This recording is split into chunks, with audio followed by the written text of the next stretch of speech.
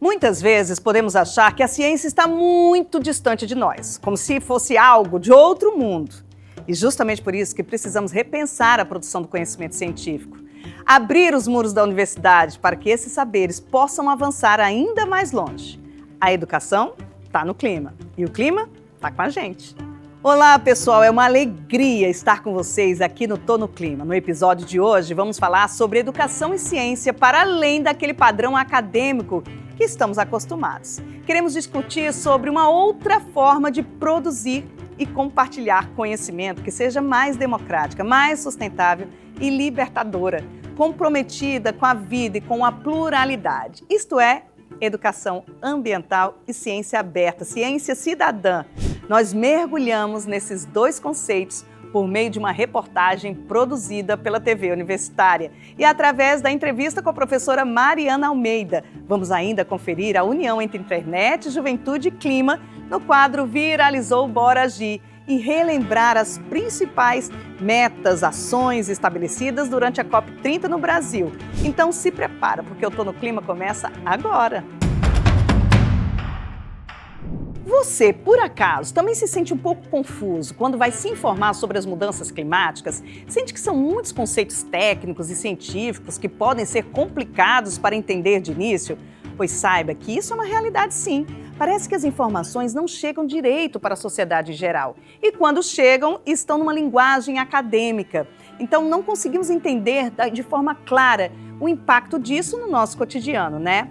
Em muitos contextos, de mudanças climáticas, o mais importante é que nunca a ciência esteja do lado de fora, sem investigar os efeitos desses problemas no cotidiano. A proposta da ciência aberta visa uma mudança cultural na produção científica, tornando mais acessível, inclusive transparente, para que o conhecimento possa ser compartilhado, compreendido pela população de forma mais fácil. Esse movimento também está relacionado com a educação ambiental, que visa, por meio da comunicação sustentável e da educação responsável e libertadora, conscientizar os indivíduos sobre as questões climáticas e incentivar a ação individual e coletiva. Existem diversas iniciativas de educação ambiental espalhadas pelo mundo. Vamos conhecer uma aqui do Rio Grande do Norte por meio de uma reportagem especial produzida pela nossa equipe.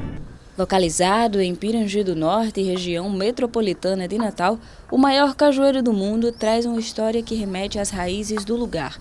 Com muitas lendas, a versão mais popular conta que a semente da árvore foi plantada em dezembro de 1888 por um pescador. E assim ela nasceu com sua grande extensão de galhos, se tornando um monumento natural e patrimônio do Rio Grande do Norte. O cajueiro é considerado pelo Guinness Book um dos maiores do mundo, também um símbolo turístico do Rio Grande do Norte. Ele se torna único por causa de uma anomalia genética, que faz com que os seus galhos cresçam para o solo, gerando novas raízes e fazendo a árvore crescer horizontalmente e dando vários frutos. Tem uma preservação com ele já há muito tempo, pelo governo do estado, desde 2015, essa preservação natural dele. Essa categoria de monumento natural, ela é de proteção integral, então não vai ser possível a retirada de recursos aqui naturais do cajueiro, só vai ser possível pesquisas e educação ambiental, que a gente já vem fazendo aqui, com os turistas. Nessa época de veraneio, que está entrando, a gente tem todo um suporte. A gente trabalha aqui com 39 colaboradores. Nós temos orientadores turísticos que contam a história do cajueiro e traz para eles o patrimônio daqui de Parnamirim. Além da orientação realizada com os turistas durante o veraneio, Samily destaca que a limpeza do cajueiro é um trabalho contínuo. Jardineiros atuam diariamente recolhendo os resíduos deixados no local. Ainda assim, o principal reforço na manutenção apontado pela equipe de orientadores está na educação ambiental junto aos visitantes, conscientizando sobre a importância da preservação desse patrimônio natural. Eu costumo dizer que o Cajueiro ele não tem baixa estação. Estamos sempre recebendo turistas aqui, de todo mundo. Então, a gente, em 2024, tivemos 350 mil turistas aqui. E no mês que tem mais turistas é janeiro, né, dezembro e janeiro, que é o período de férias, veraneio. E também chega na parte de junho, né, julho, que tem as férias do pessoal. Então a gente está tendo mais turistas nessa temporada. Mas a gente está sempre recebendo turistas. Não tem um dia que a gente não receba. Por dia aqui, pegando baixo, a gente tem 700 pessoas. E em alta estação, que né, o veraneio, a gente tem 2.000 pessoas por dia. O Cajueiro está aberto à visitação todos os dias do ano, inclusive em feriados e datas comemorativas nacionais e internacionais. O horário de funcionamento é das 8 horas da manhã às 5h30 da tarde. Excepcionalmente, nos dias 1º de janeiro, Ano Novo, e 25 de dezembro, Natal, o horário é reduzido, funcionando das 10 horas da manhã às 5h30 da tarde. O acesso à árvore é mediante o pagamento de R$10, valor que é totalmente revertido para a manutenção e preservação desse monumento natural. Pois é, legal, né? Você já deve ter entendido sobre como funciona a educação ambiental nas escolas. Mas agora é nas universidades que a gente vai precisar falar. Como o conhecimento científico pode sair das fronteiras do campus e se espalhar pelo restante da cidade. Você vai descobrir mais sobre ciência aberta com a professora Mariana Almeida. A professora Mariana Almeida é do Departamento de Engenharia de Produção da UFRN e coordenadora do projeto Meninas no Espaço, que esteve presente na COP30 em Belém e fez muito sucesso no Pará. Acompanhe. Oi, gente, sabe quando a ciência sai de dentro dos muros do laboratório, de dentro dos muros das universidades, das empresas e vai para a comunidade, pega na mão do estudante que está começando e faz os olhos de todo mundo brilhar? Pois é, meus olhos brilham, eu me arrepio com esse trabalho lindo que a professora Mariana Almeida está fazendo. Ela é mãe de uma menina, filha de uma mulher e sabe a importância, especialmente para nós mulheres, né, Mariana, de promover a ciência. Como é para você ver que todos esses alunos que vieram de 11 estados do Brasil, 19 estados participando, né? Como é que você vê na prática essa sua ação?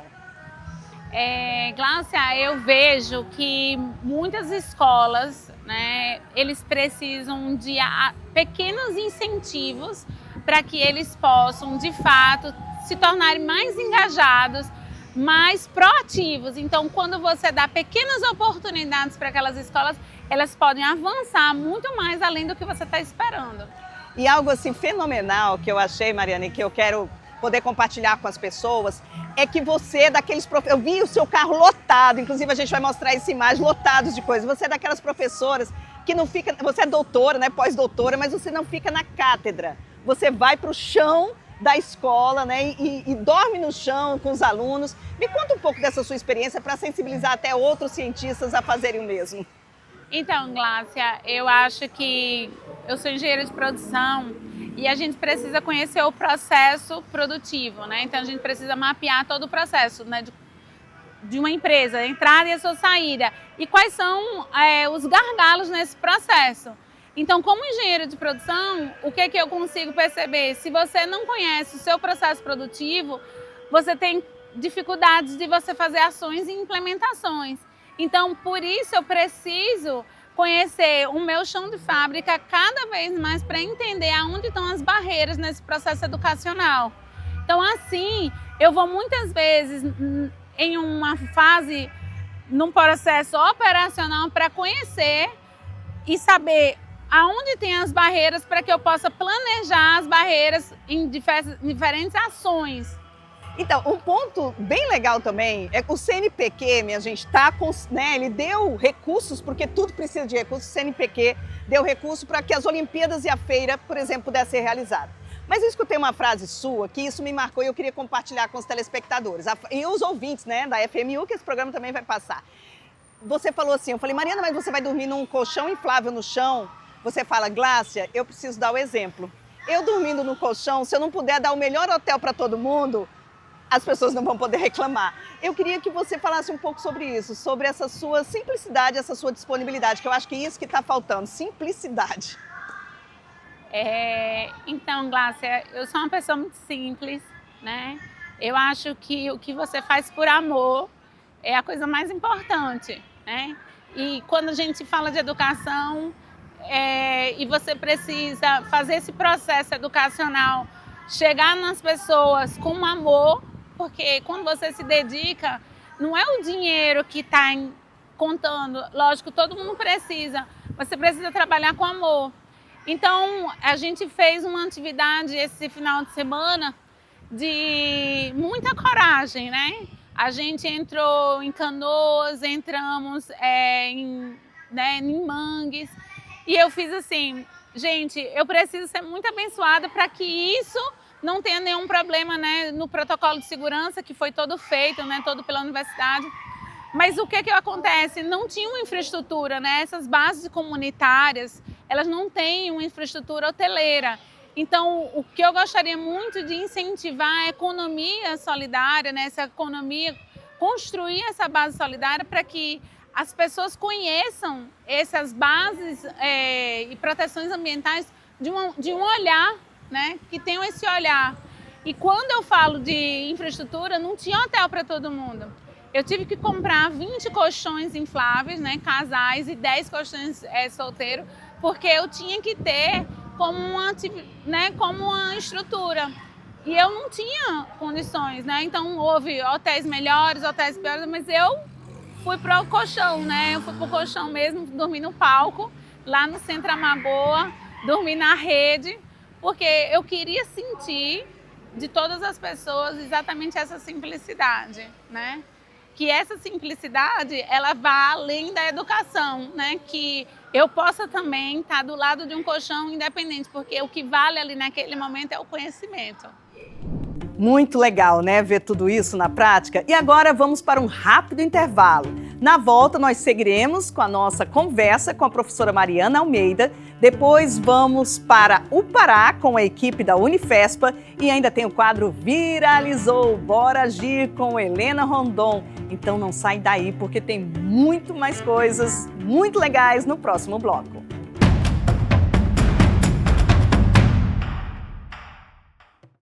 Estamos de volta com o nosso Tô no Clima. Vamos continuar nossa entrevista com a professora Mariana Almeida sobre ciência aberta, ciência cidadã, a ciência que vai além dos muros da universidade. Acompanhe. Gente, é isso é ciência aberta, isso é acreditar que a educação transforma, isso é arrepiante. E eu queria dizer, Mariana, só para a gente finalizar e para a gente sensibilizar, mais uma vez falando, outros cientistas, outras empresas, né? Porque a gente tem apoiadores que estão aí, um deu um pirulito, outro deu uma coisa, mas minha gente, quando cada um põe um pouquinho da sua energia para a educação poder transformar, a gente viu, teve gente que veio para cá, pegou barco, pegou avião, pegou ônibus para chegar até aqui. Então, e você acabou conseguindo premiar todo mundo, né, Mariana? Todo mundo aqui é vitorioso. Isso, na realidade, é muito difícil você premiar o primeiro lugar, né? Porque outro pode ser o primeiro lugar, porque ele superou muitas outras barreiras, né? Porque o ecossistema dele tinha outras barreiras e ele se tornou o primeiro lugar.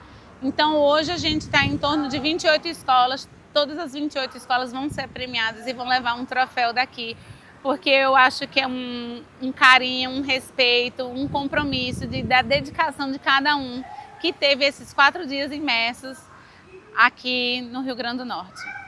Gente, é isso, ciência cidadã salva esses jovens que não têm, né, não tinham, pelo menos alguns depoimentos falam que eles não tinham nem expectativa de viajar, de sair das suas cidades, de conhecer uma universidade. Conhecer o mar, muita gente que mora ali em Goiás, Mato Grosso, Tocantins, né, nunca tinha visto o mar e a ciência pode proporcionar isso. Professora Mariana, minha reverência, obrigada, que essa sua força se multiplique, outros cientistas se sensibilizem e vamos juntos, né? Um abraço, um abraço.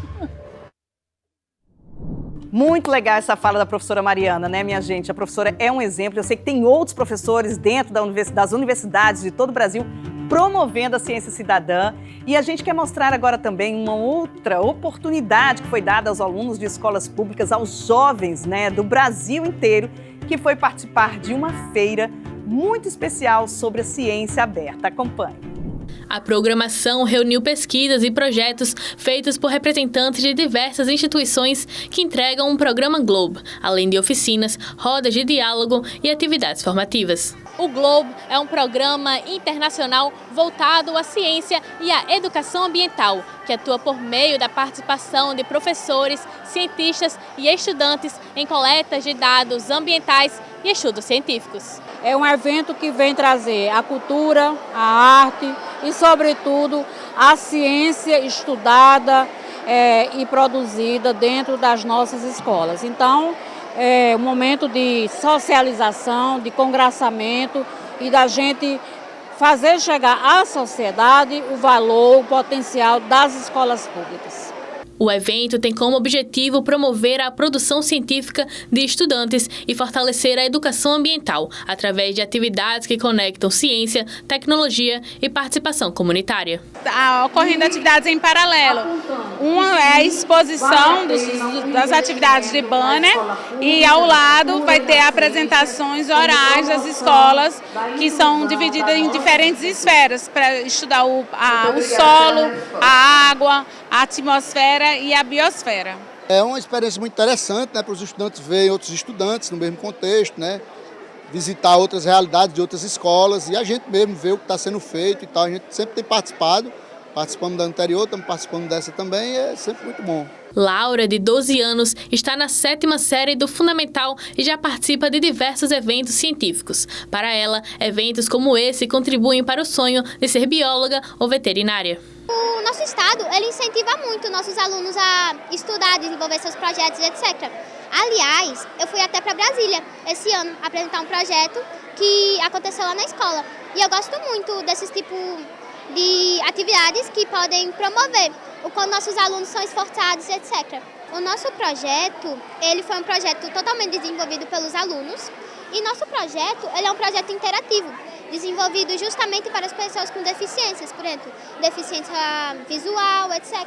A pessoa consiga tocar na baleia, tocar no mapa, conseguir sentir, né?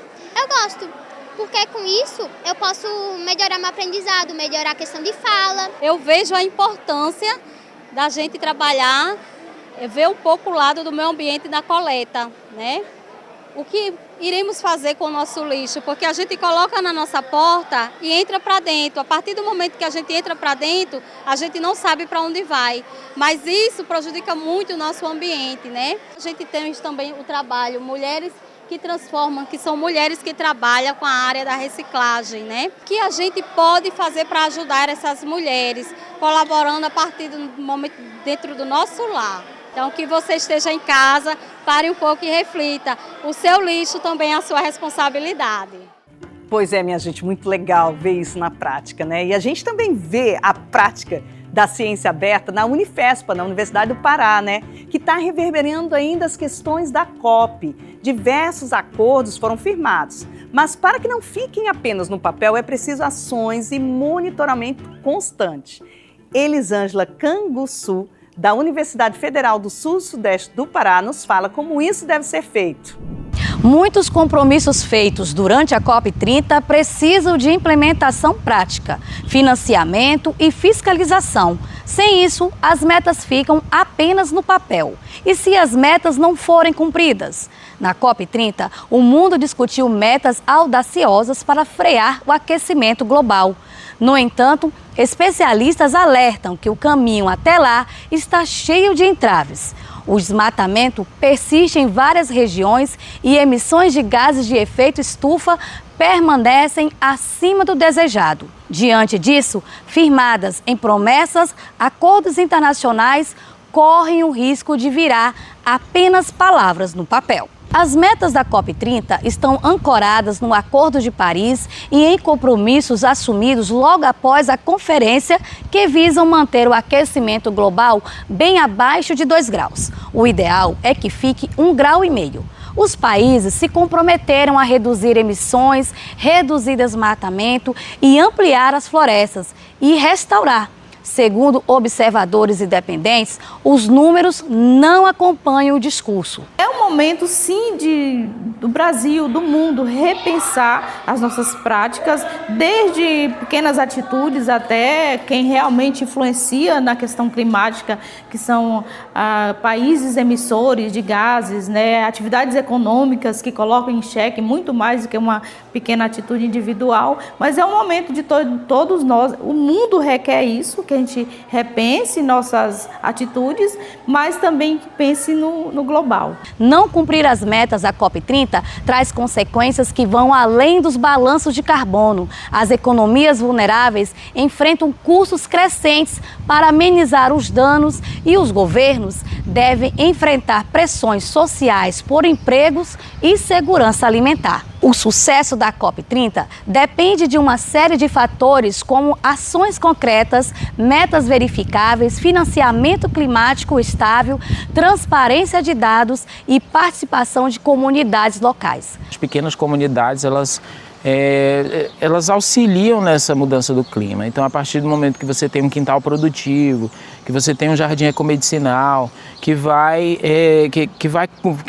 na outra contramão dessa questão da expansão da soja ou da expansão do território para a criação de gado. Então, a gente percebe que ao ponto que o território de Rondon do Pará, ele já perdeu esse mais de 50% de floresta, a gente também tem em contrapartida experiências pequenas, claro, né?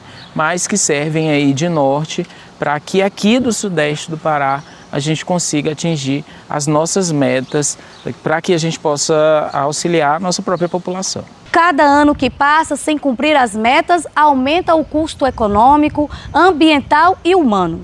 O legado que a COP30 precisa deixar é o de governos, empresas e comunidades encontrando um caminho sustentável, ou seja, que preserve o equilíbrio entre o desenvolvimento e ecossistema. A pergunta que fica é: quais compromissos você exige que seu país cumpra para proteger a floresta, reduzir emissões e manter vivo o futuro do planeta?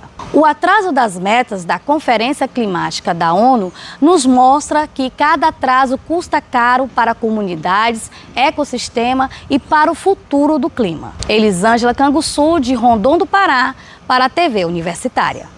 Pois é, parabéns, muito legal a entrevista. Vamos ficar de olho para conferir se estas ações vão ser postas em prática. Muito obrigada pela colaboração, minha gente. E o que será que a juventude pensa sobre esses e outros temas, hein? No quadro Viralizou o Bora Gira, Helena Rondon conta pra gente a visão dos mais jovens, adolescentes, crianças, de como podemos melhorar esse nosso mundo tão amado.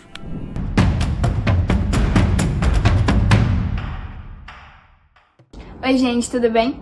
Hoje eu queria dar um agradecimento especial à professora Mariana Almeida pelo seu trabalho incrível mostrando que a ciência é essencial na preservação do meio ambiente.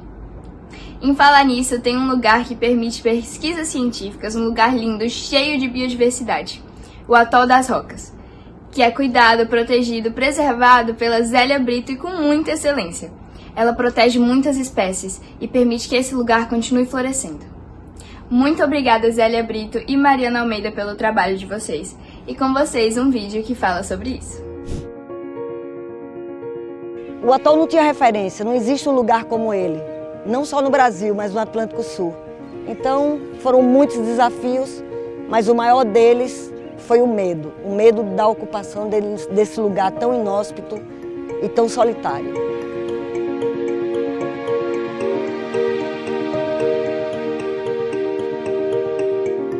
Responsável, né, pela perpetuidade de muitas espécies animais. Roca serve de abrigo, serve de local de alimentação, de reprodução para milhares de espécies. Então nasce bicho, morre bicho, evolui bicho todos os dias.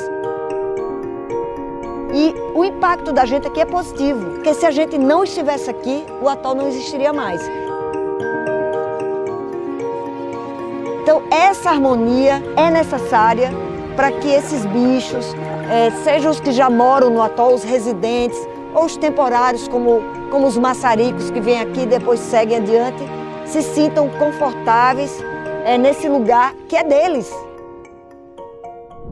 Então, nós estamos finalizando mais um episódio do Tô no Clima. Gente, viu como educação e ciência são ferramentas primordiais, não somente para a conscientização da população, como também para a ação no combate às mudanças do clima?